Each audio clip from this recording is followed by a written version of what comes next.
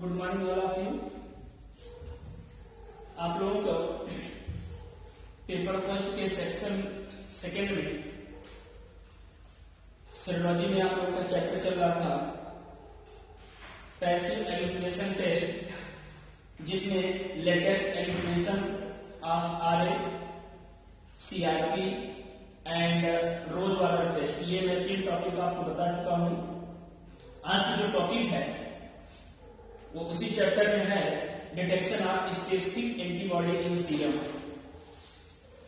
या हम इसको बोल सकते हैं detection of antigens or antibody, specific antigens or antibody का डिटेक्शन बाय एलाइजा। इसमें सिर्फ और सिर्फ आपको इंट्रो है, इसके बारे में डिटेल आपको सेकेंड ईयर में पढ़ेंगे। डिटेक्शन ऑफ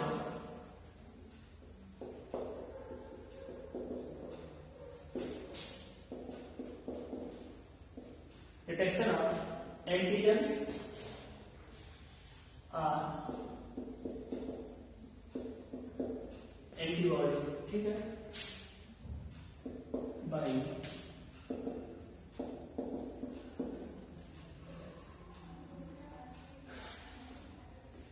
ये आप लोगों का टॉपिक होगा। इसकी जगह पर आप लोगों का detection of specific antigens or antibody भी बोला जाता है। Okay,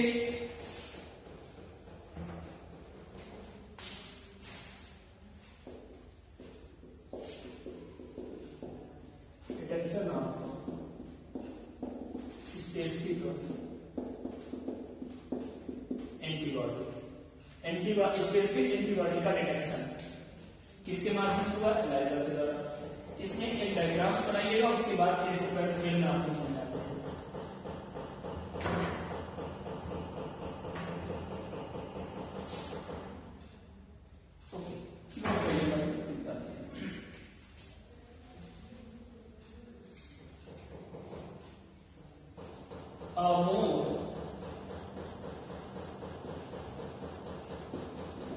rapid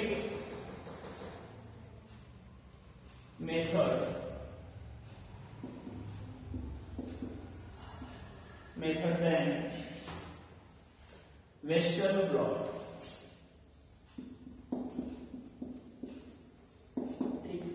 Western blot analysis to detect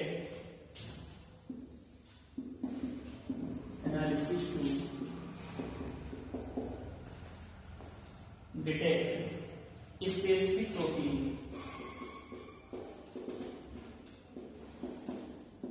मैंने आपको पहले बताया था एंटीजेंस स्पेसिफिक क्या होते हैं, तो protein, specific protein in the cell, tissue, organ, cell, tissue, organs and organs are body fluids. Okay, body fluids in किसके माध्यम से? एंजाइम,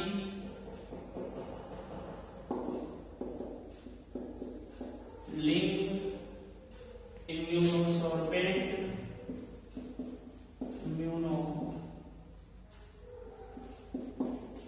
इम्यूनोसॉर्बेंट एसिड,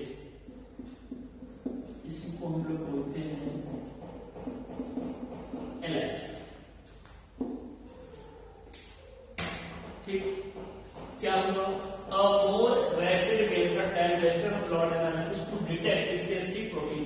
हम स्पेसिफिक प्रोटीन की बात कर ले या स्पेसिफिक एंटीबॉडी या एंटीजेंस की बात कर ले, किसने? In the cells, tissues, organs अथवा बॉडी फ्लूइड्स में जो हम लोग डिटेक्ट करते हैं, किसके द्वारा डिटेक्ट करते हैं? Enzyme linked immunosorbent acid. किस मेथड के द्वारा? एलाइजा। ठीक, ये है इसके माध्यम से, by this method specific antigen या स्पेसिफिक एंटीबॉडी को डिटेक्ट कर सकते हैं। ओके, इसके आगे रहेगा आपका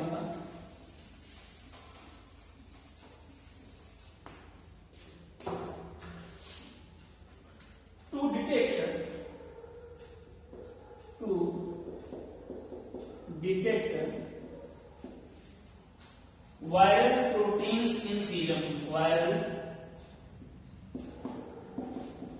proteins in serum are clinical sample, हम सीरम की बात कर रहे हैं अथवा क्लिनिकल सैंपल। यहां से आगे ध्यान दीजिएगा इन वर्डों को, कैप्चर एंटीबॉडी, कैप्चर एंटीबॉडी, ये अभी डायग्राम पे भी आपको समझ में आएगा। Capture antibody direct against the protein. अब यहां प्रोटीन के रूप में क्या था, स्पेसिफिक हम जो बात बताते हैं एंटीजन की बात बोल सकते हैं। Direct against protein is linked to solid support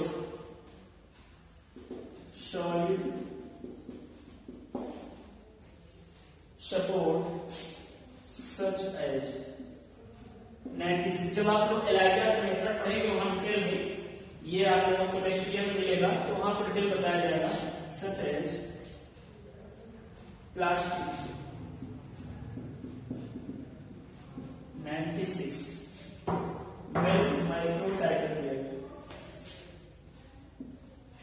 well microtitan plate, इस तरीके से प्लेट आएगा, इसमें 96 वेल होते हैं, तो 96 well microtitan plate RORP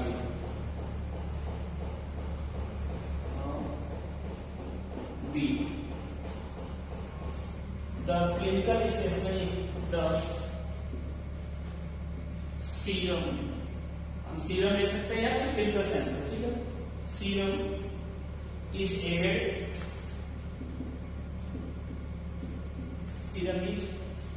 added, and if viral antigens are present,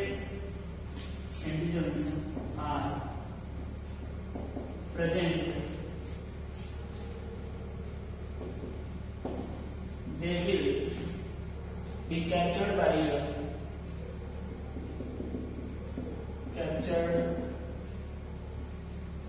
by the bound antibody,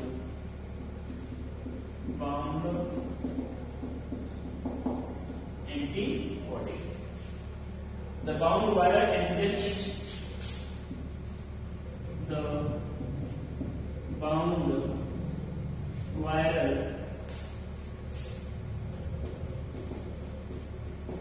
antibody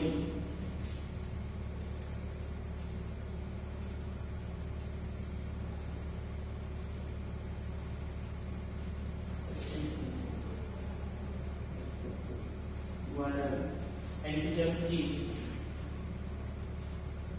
then detected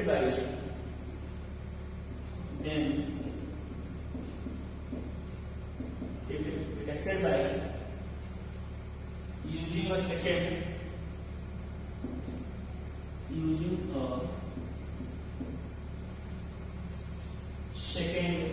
antibody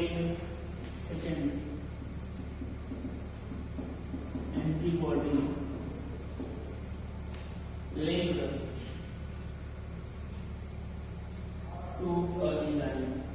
to an enzyme,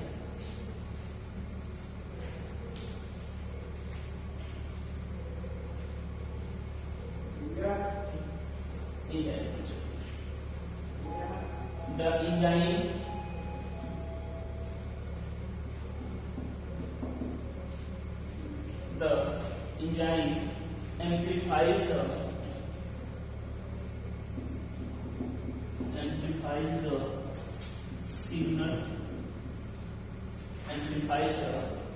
signal,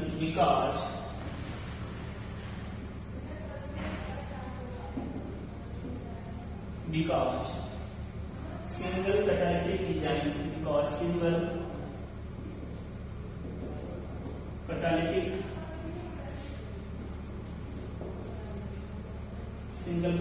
enzyme molecules can generate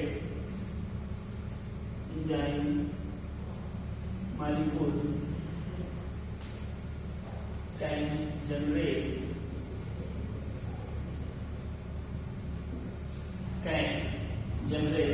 many product can generate many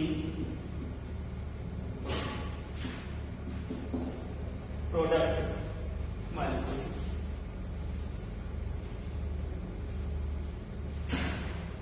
ठीक, क्या लिखा आपने कर दिया इसको? To detect viral proteins in serum or clinical sample, हम लोग इसको कैसे प्रोसेस है, इसमें कैसे डिटेक्ट कर रहे हैं? To detect viral proteins, किसी भी पेशेंट के सीरम में वायरल प्रोटीन्स की बात कर लें या एंटीजेंस की बात कर लें, अगर उसको डिटेक्ट करना है तो क्या करते हैं?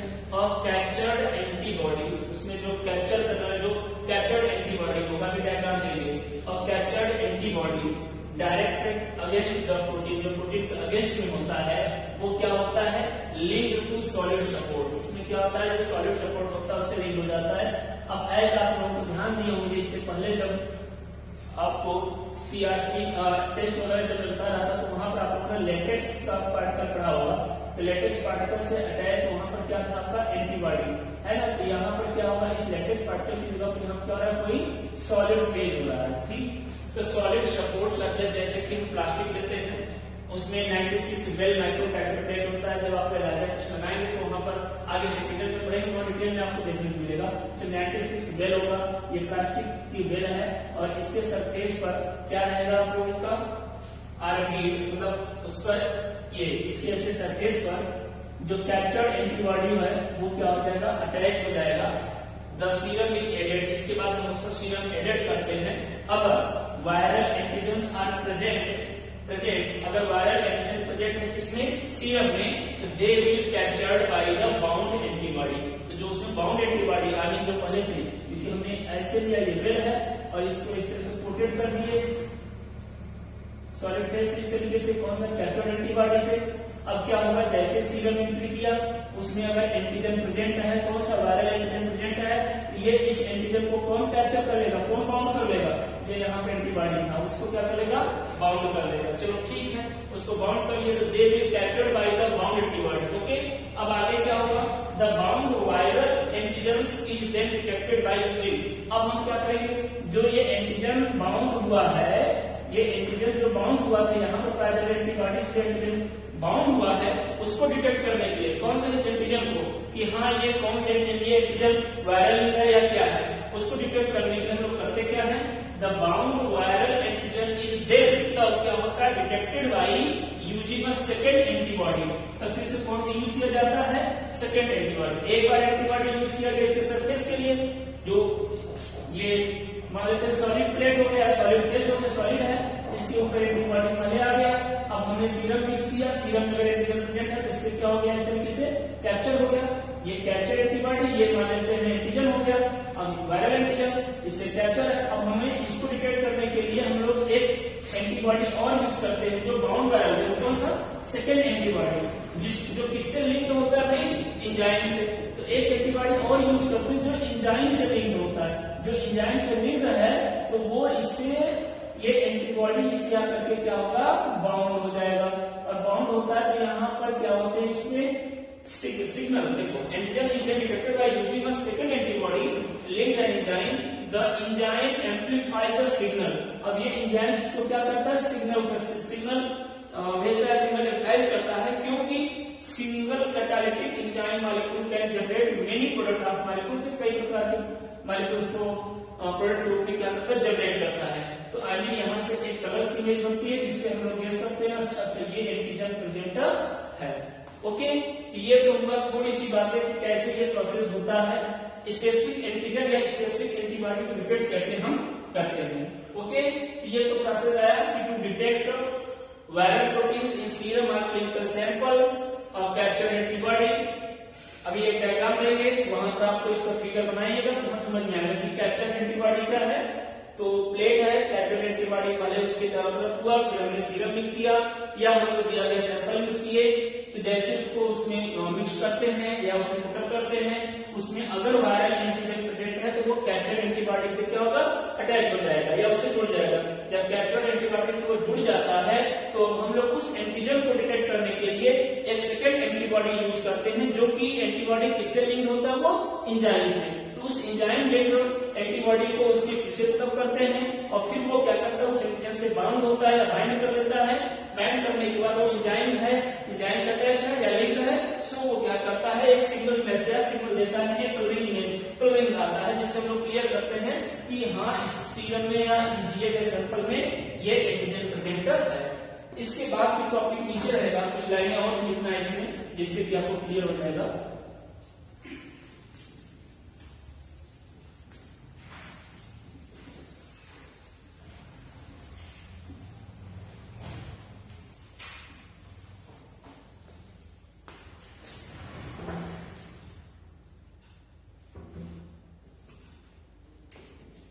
पैराग्राफ चेंज रहेगा, to detect antibodies, to detect antibodies to virus, to viruses, viral protein easily, ध्यान देना यहां पर, viral protein is linked to the plastic support, linked to the plastic support, and then the clinical, and then serum added. इसके बाद क्या करते हैं, serum को ऐड करते हैं। If antibody against, if antibody against the virus,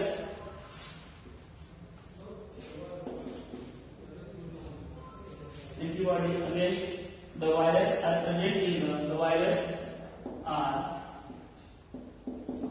present in the serum, और हम यहां पर स्पेसिमेन भी बोल सकते हैं, they will bind to, they will bind to immobilized,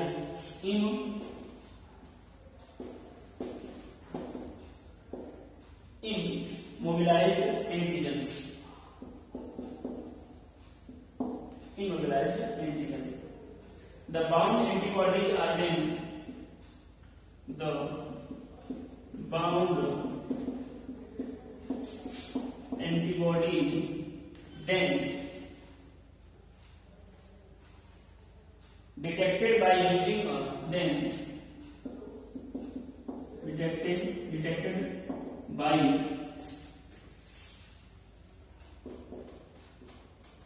using a second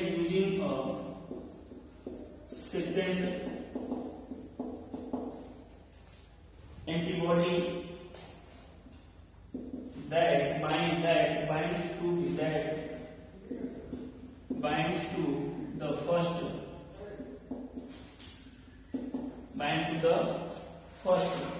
antibody,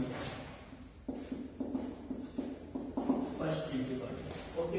क्या लिखा आपने, सेकेंड पैराग्राफ है, टू डिटेक्ट एंटीबॉडीज। इससे पहले हमने आपको क्या बताया था, to detect viral proteins, in the serum, मतलब वहां एंटीजन को डिटेक्ट किया। अभी किसको डिटेक्ट कर रहे हैं, एंटीबॉडीज को। To detect antibodies to virus, I mean suppose that कोई पेशेंट है या कोई भी ह्यूमंस है, उसमें कोई भी वायरस एंट्री किया, उसके अगेंस्ट में जो एंटीबॉडी जनरेट हुआ है उसको डिटेक्ट कर रहे हैं। तो to detect antibodies to viruses, viral protein is linked to plastic support. तो उसमें क्या करते हैं, जो सबसे पहले वायरल प्रोटीन होता है, वो वायरल प्रोटीन आई मीन ये वो क्या करता है, प्लास्टिक जो भी बता रहे थे वेल की बात करते हम मानते हैं ये प्लास्टिक, इसके ऊपर क्या होता है ये कैप्चर में इस तरीके से प्लास्टिक सपोर्ट इस पर ऐसे सपोर्ट हो जाता या इससे अटैच होता। फिर इसके बाद हम उसमें क्या मिक्स करते हैं स्पेसिमेन या सीरम। अगर if antibodies against the virus, जो वायरस एंट्री किया है ह्यूमन बॉडी में, अगर वायरस है उसके अगेंस्ट में एंटीबॉडी जनरेट हुआ है तो वो एंटीबॉडीज क्या होगा भाई, देखो the virus are present in the serum, they will bind to immobilize antigen. जो ये इमोबिलाइज मतलब जो मोबाइल है जो चल रहे थे, चलते नहीं थे, एक जगह स्टेबल है क्योंकि ये प्लास्टिक कोट था, प्लास्टिक कोट पर इस तरीके से ये चिपके हुए हैं। तो यहाँ पर क्या होता है, इम्यूनोलाइज जो एंटीजन होते हैं, इन इम्यूनोलाइज एंटीजन से ये जो एंटीबॉडीज है ये क्या होता है, ऐसे बाइंड हो जाता है। ओके, तो जो प्लास्टिक कोट इस पर क्या पड़ा हुआ है, इम्यूनोलाइज एंटीजन। अगर सीरम में या स्पेसिमेन में या सैंपल में वायरस प्रेजेंट है या उसका एंटीबॉडी प्रेजेंट है तो ये एंटीबॉडी इससे क्या हो जाता है, बाउंड हो जाता है। तो इम्यूनोलाइज एंटीजन देखो, in the serum they will bind to immobilised antigen the bound antibody. अब जो ये एंटीबॉडी बाउंड हो गया तो बाउंड एंटीबॉडी देन डिटेक्टेड, इसको बाद में हम लोग डिटेक्ट करते हैं किसके द्वारा, यूजिंग अ सेकंड एंटीबॉडी। किसके द्वारा, सेकंड एंटीबॉडी को यूज करके हम लोग इसको क्या करते हैं, डिटेक्ट करते हैं। किसको, that bind to the first antibody, जो क्या करता है पहले एंटीबॉडी से बाइंड होता है। मतलब ये प्लास्टिक कोड, सपोज दैट यहाँ पर ये एंटीजन हुआ। ओके, अब ये एंटीजन है, इसके अगेंस्ट में अगर एंटीबॉडी जनरेट है तो ये क्या होता है, एंटीबॉडी इससे आकर के ऐसे बाउंड हो जाता है। फिर अगेंस्ट हम लोग क्या करते हैं, इसी को एक और एंटीबॉडी, सेकंड एंटीबॉडी यूज करते हैं। ये सेकंड एंटीबॉडी इससे अटैच है, जैसे इससे अटैच होगा तो सेकंड एंटीबॉडी जो होता है ये किससे रिलेटेड है, एंजाइम से, तो ये क्या कहता है, कल्वेटिंग। सो हम इसको देख सकते हैं 26 पांचवानी इसमें एंटीजन या इसमें एंटीबॉडी जनरेट है। ये तो हुआ ओवरऑल आप लोगों का प्रोसेस। इसको भी डायग्राम के माध्यम से देख लीजिए, आपको एक डायग्राम से बनाना भी है।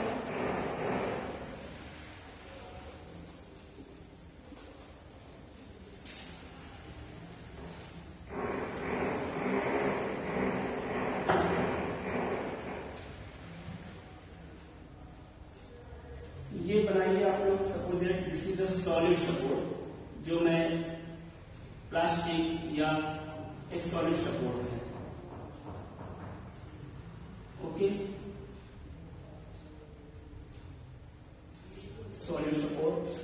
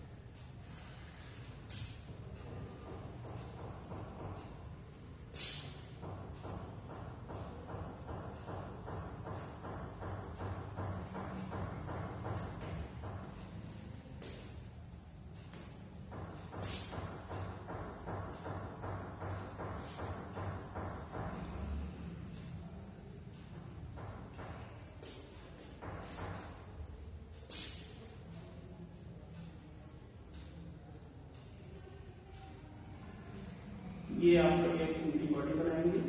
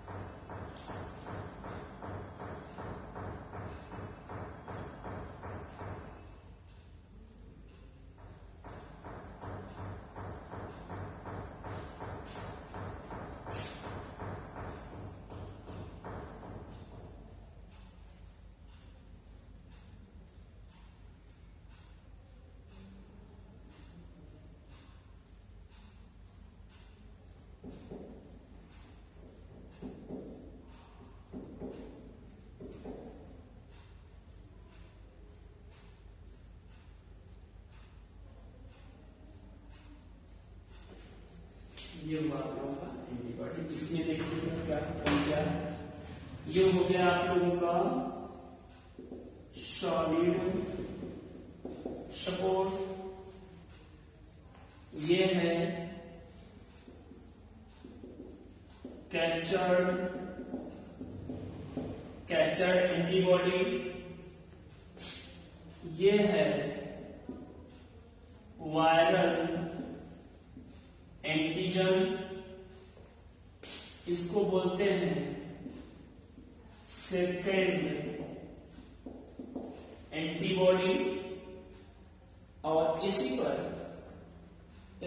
इस तरीके से आपको मिलेगा इंडिकेटर, जिसके माध्यम से हम लोग रेडियोएक्टिव मटेरियल्स एंड इंडिकेटर,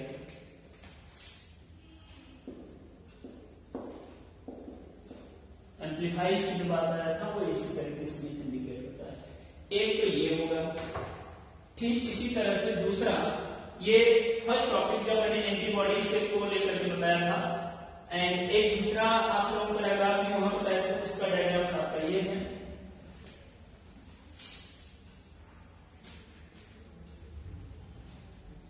ये है आपका सॉलिड सपोर्ट,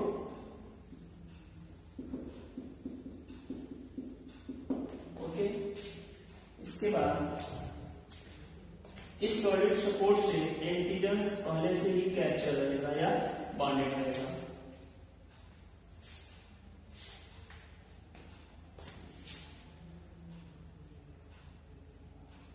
इससे लिंक होगा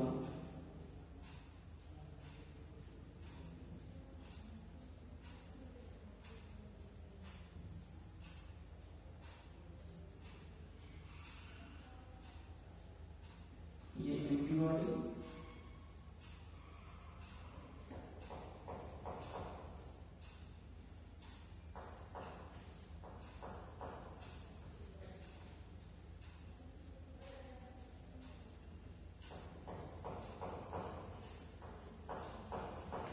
ये एंटीबॉडी है।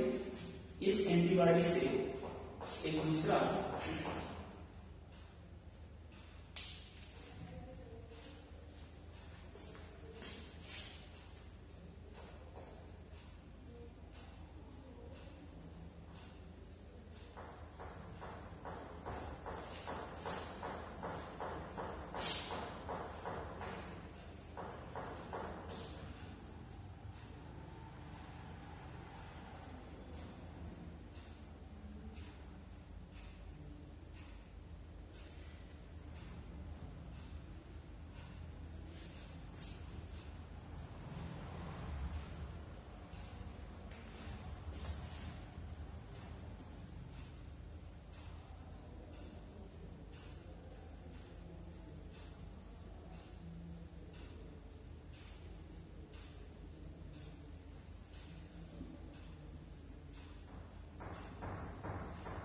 ये एंटीबॉडी को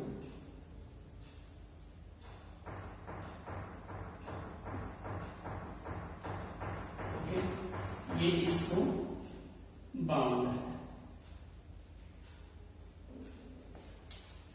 इसमें एक इंडिकेटर जैसे उसमें था, इंडिकेटर एंटी-आईजीजी,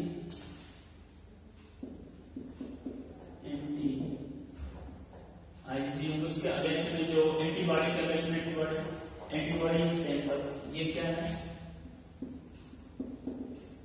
एंटीबॉडी इन सैंपल कह सकते हैं, या हम यहाँ पर सीरम भी है सैंपल, इसको हम लोग बोलते हैं आईजीजी, ओके।